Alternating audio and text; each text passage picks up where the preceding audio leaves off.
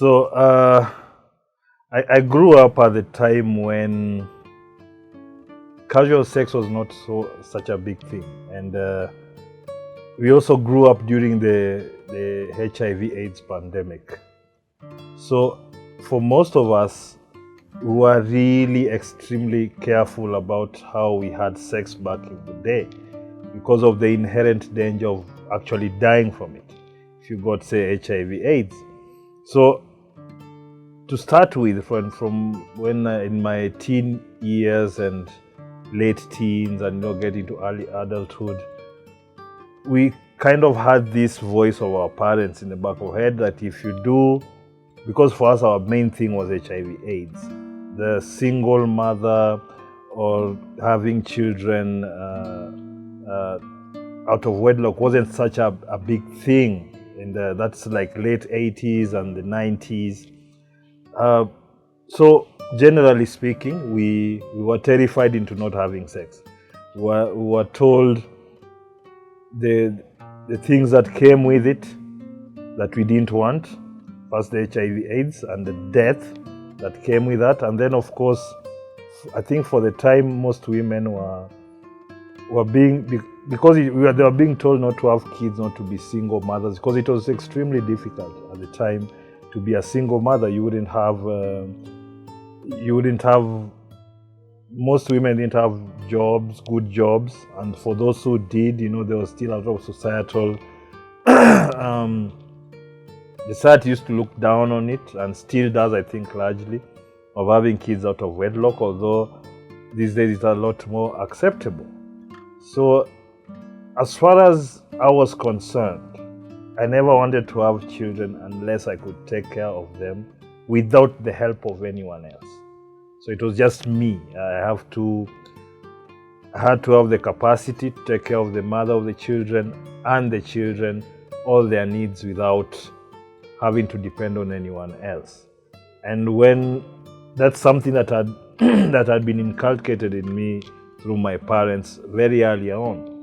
So even when I went to college, even when I was just out of high school, it was very difficult for me to have, it was impossible for me to have unprotected sex. I literally, like, if I would go with a woman somewhere and the opportunity to have sex came up and I didn't have, say, a condom, I wouldn't have sex. It was that simple. And that's the one thing that has actually kept me from having children up to the point that I'm now 43. I've never had unprotected sex. Now, for most people, that's I hear from most idiots, they like talking about the time we get quiet. But the bottom line is that you can talk about utamu all you want, but some of you just masturbate anyway, and kuna hiyo utamu and you don't care. But the utamu is not worth all those years of you're bringing into life like a whole human being in the most casual setup ever. I mean, it's absolutely ridiculous, and it's very, very immature. So this, for me, I found it, although so many poor people have kids, so many kids at the same time, they're operating like back in the day when infant mortality was so high that you had to have so many children so some can survive. But now it's not the case. Now, basically most, I would say over 90% of all births are successful and healthy children come forth. So you will have healthy children around, but they're being raised by children themselves. Because look at it this way, most of these days, people are more concerned about losing their phone than the person they're having sex with to have children. Like, it is such, the entire setup has been such that so many people don't seem to realize how important it is to be ready to be parents and to be in a position to be able to take care of your kids and have time to raise them at the same time, because most single mothers say these days they have jobs or at least they have a few men that can pay their way through life. But what you see is that some of the most degenerate kids that we have around right now are raised by single mothers, and that's not a Kenyan thing, it's a worldwide thing. When most children, and this is the studies have been done, when children are raised in a home where the father is not present, or if he is present is an immature person, the mother is an immature person, what we keep on raising is, because what we raise is entitled children. At the same time, if you say you're a single mother trying hard, you're alone, but you have to work to raise this child, to pay the school fees, to the food and all that. So what happens is that one of these things has to suffer, because you can't give full, you can't give full attention to both of them. What normally suffers is the children's upbringing, their discipline. Because whether you like it or not, the basics are eating first and the roof over the head. That's the basics. Once that's sorted, then maybe they can be disciplined. That's why you need two people to do that job. And these days we have so many that are just having kids just.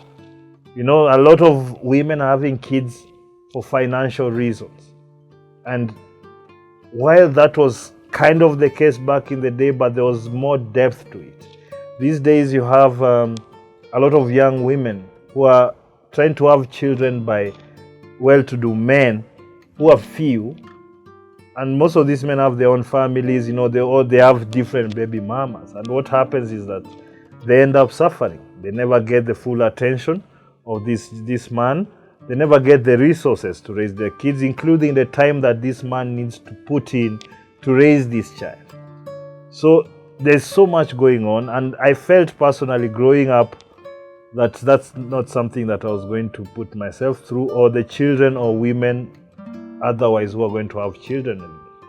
So as it was, I don't have unprotected sex, and really that's one of the main reasons that I don't have children up to this point. Most people, period, are not staying with the people they're having children with. Most of the guys that are being picked to have children, because it's the women that pick these men to have children with them, they've not done a full assessment about the character of the person, his maturity level, whether or not he can provide, or whether or not he's actually committed to such an endeavor, because it seems children are just some kind of token to be used to get across life. So what happens is that these people, first of all, they're not committed to each other enough to be able to have a responsibility like raising another human being. That's the first thing. They're not committed. Secondly, there's tons of careless, casual sex. And as far as I'm concerned, this is one of the main reasons why there are so many baby mamas. These women are having sex with these random guys who, because he's handsome, or maybe he has nice teeth, or he's funny, or he makes me feel a certain way. All these things are not what I would call a prerequisite to being a good parent. But nonetheless, because they are so immature, they just follow through with the emotions. So what happens is, by the time this person becomes pregnant, first of all, they become less attractive to the person who got them pregnant to begin with. So suddenly realizes it's a real thing. This is a human being coming. I have to plan. I have to keep resources. At that particular time, they don't even have, say, an education. They don't have a hustle. They are trying out things. But then they are being basically thrust into the responsibility of being a father. So not only are they mentally unprepared, they are physically, economically unprepared, emotionally unprepared. So this chick that he saw as a very nice, cute woman, as a mother, she's none of those.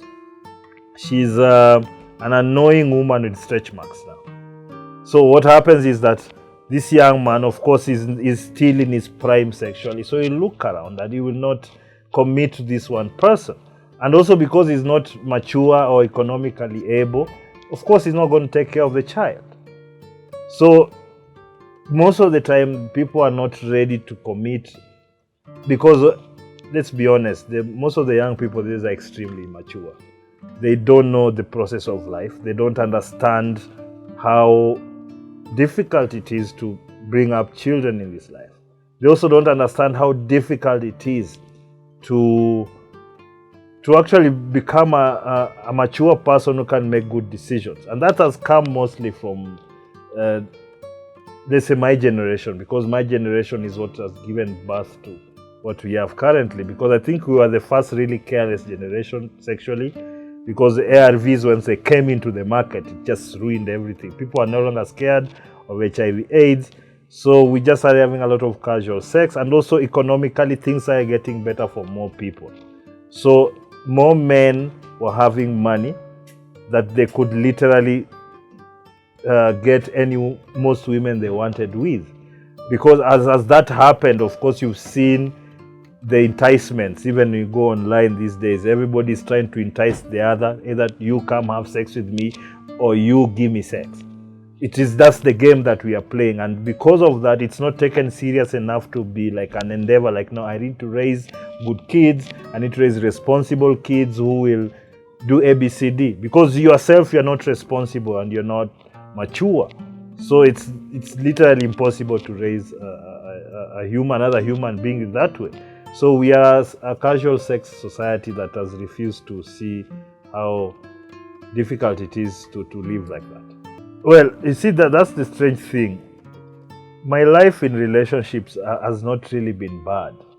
Although admittedly I don't spread myself thin.